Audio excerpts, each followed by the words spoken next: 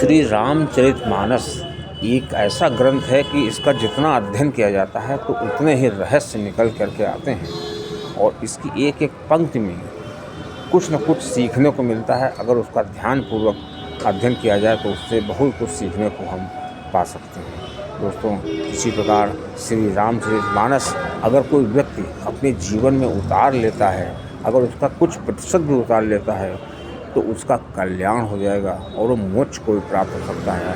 दोस्तों, इसी प्रकार विवेक का प्रयोग करना, किस प्रकार हमें अपने विवेक का प्रयोग करना चाहिए और चाहते हुए भी बहुत लोग पढ़े लिखे होते हैं, ज़्यादा पढ़े लिखे होते हैं, लेकिन वो विवेक का प्रयोग नहीं कर पाते क्योंकि पढ़ाई में विवेक का प्रयोग नहीं सिखाया जाता। विवेक का प्रयोग संस्कार से और भगवत कृपा से प्राप्त होता है। आदमी कम पढ़ा लिखा हो लेकिन अगर उसके अंदर अच्छे संस्कार हैं तो वो विवेक का अच्छा प्रयोग कर लेगा। अब ये जो संस्कार होते हैं वो भी 3 प्रकार के बताए गए हैं। वैसे संस्कार तो बहुत प्रकार के होते हैं। एक होते हैं जो हमको पूर्व जन्म से संस्कार मिलते हैं, एक होते हैं जो हमको बचपन से अपने परिवार से मिलते हैं, और एक संस्कार ऐसे होते हैं जो हमको अपने साथ में जहाँ हम रहते हैं, साथियों के साथ या जिस स्थान पर हम रहते हैं उस वहाँ के संस्कार व्यक्ति के अंदर अपने आप से आ जाते हैं।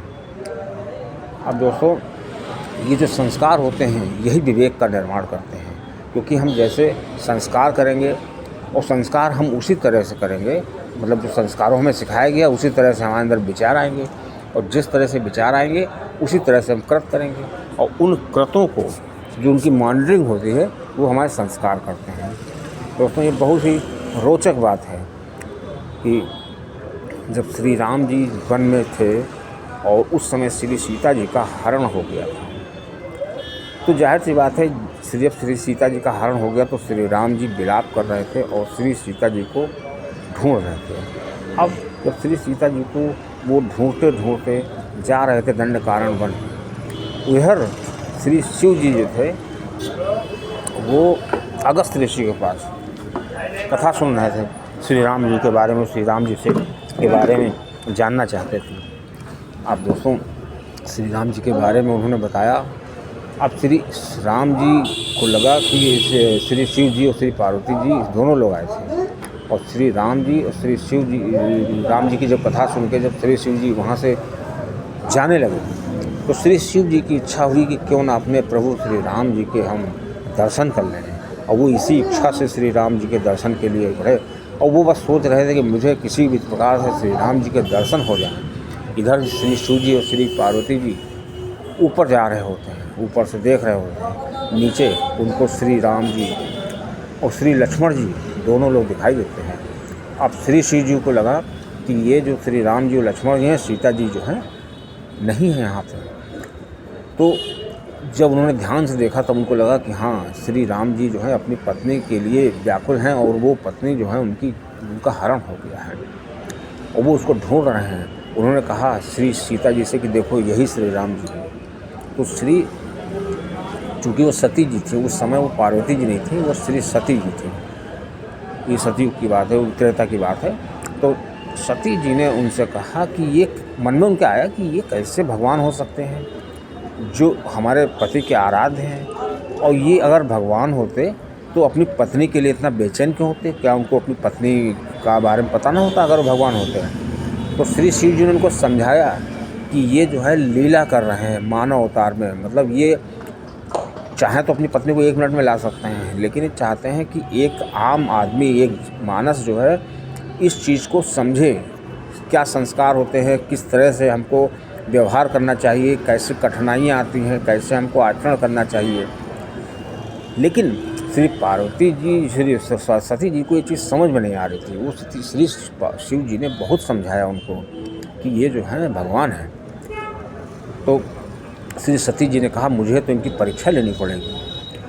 तब श्री शिव जी जो त्रिकालदर्शी हैं वो व्याकुल हो गए। उन्होंने कहा आप मेरे प्रभु की परीक्षा लेंगे, ठीक है आप परीक्षा लीजिए, लेकिन आप जो परीक्षा लीजिएगा उसमें विवेक का इस्तेमाल कीजिएगा, अपना विवेकपूर्ण परीक्षा। कोई ऐसा काम न करिएगा जो आपके विवेक के विपरीत हो। अब चूँकि श्री सती जी को शक था, इसलिए श्री सती जी जो है सीता जी का भेष बना करके वहाँ गई श्री राम जी के आगे के चलने लगी तो श्री लक्ष्मण जी ने देखा, अरे सीता जी, बस लक्ष्मण जी देखते ही वो तो शेषनाग के अवतार हैं, वो देखते ही समझ गए ये सीता तो हो ही नहीं सकती, क्योंकि श्री सीता जी जो कभी भी राम के आगे चल ही नहीं सकती। बस श्री लक्ष्मण जी को समझ में आ गया। और जब श्री राम जी ने जाना या लक्ष्मण जी ने बताया कि देखिए सीता जी जा रही हैं, तो श्री राम जी ने कहा कि अरे ये तो सीता, मन में सोचा श्री राम जी ने कि सीता जी यहाँ कैसे हो सकती हैं, लेकिन श्री राम जी को समझने में देर नहीं लगी कि ये और कोई नहीं, ये तो सती जी हैं। तुरंत उन्होंने उनको प्रणाम किया और प्रणाम करके उनके पास बैठ गए। उनके पास गए और जब उनको प्रणाम करा तो उन्होंने श्री शिव जी ने पूछा कि अरे मेरे बाबा कहाँ हैं, मतलब श्री शिव जी को पूछने लगे कि अरे वो कहाँ है। अब श्री सती जी को समझ में आ गया कि ये कोई मामूली इंसान नहीं है, ये तो सब जान गए हैं। अब श्री सती जी जो हैं शर्मा गई, उनको जो है लगा कि मुझे ऐसा नहीं करना चाहिए था। अब श्री सती जी उल्टे पाँव वहाँ से जाने लगी बिना कुछ कहे हुए। जब वो श्री शिव जी के पास आई तो और कमाल हो गया। श्री शिव जी ने उनसे पूछा सती जी से, क्या आपने परीक्षा ले ली? तो श्री सती जी ने कहा, हाँ मैंने परीक्षा नहीं ली, मैंने तो बस प्रणाम किया, जैसे आप प्रणाम करते हैं मैंने भी प्रणाम किया। अब श्री शिव जी को लगा कि ऐसा नहीं हो सकता, इन्होंने परीक्षा जरूर ले ली है।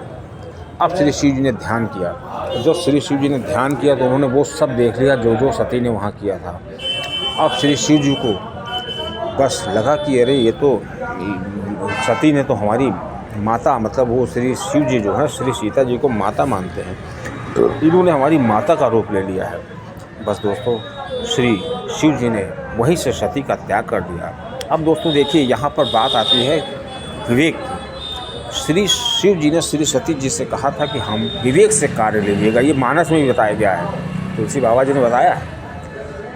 तो श्री सती जी को विवेकपूर्ण कार्य लेना चाहिए, उनको कभी भी श्री सीता जी का वेश नहीं बनाना चाहिए। अब दोस्तों, ऐसा श्री सती जी ने किया क्यों? क्योंकि श्री सती जी के जो संस्कार थे वो दक्ष से प्रेरित थे, और दक्ष जी जो थे उनके अंदर तो अभिमान था ही। क्योंकि मनुष्य का जो अहंकार होता है या मनुष्य के जो संस्कार होते हैं वही उसकी रग रग में व्याप्त हो जाते हैं। क्योंकि सती का संबंध श्री दक्ष जी से था। अब दक्ष जी के अंदर अहंकार था, वही अहंकार, बुरा अहंकार में कहिए क्या कहिए, वही संस्कार उनके अंदर थे। इन्हीं संस्कारों की वजह से श्री सती जी जो थी वो सही निर्णय नहीं ले पाई।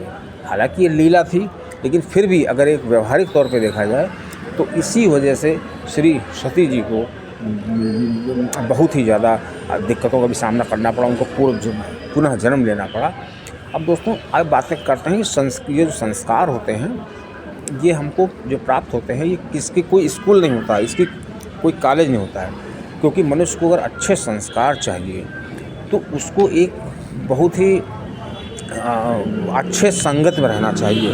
अपनी संगत, मनुष्य की जैसी संगत होती है उसी हिसाब से वो सी चीज़ों को सीख जाता है और वो संगत का असर उसके ऊपर होने लगता है। इसीलिए कहा भी गया है कि अगर कोई व्यक्ति जिन 5 लोगों के साथ 1 वर्ष रह लेता है, उन 5 लोगों के गुण उस व्यक्ति के अंदर स्वतः आ जाते हैं।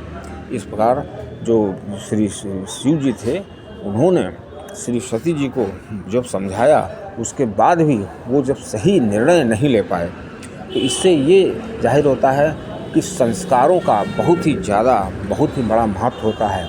और विवेकपूर्ण लिए गए निर्णय जो होते हैं मनुष्य को हमेशा ऊपर की ओर ले जाते हैं, और जो संस्कार के अभाव में मनुष्य निर्णय लेता है, डिसीजन लेता है, उसको उसकी दिक्कतों का सामना करना पड़ता है।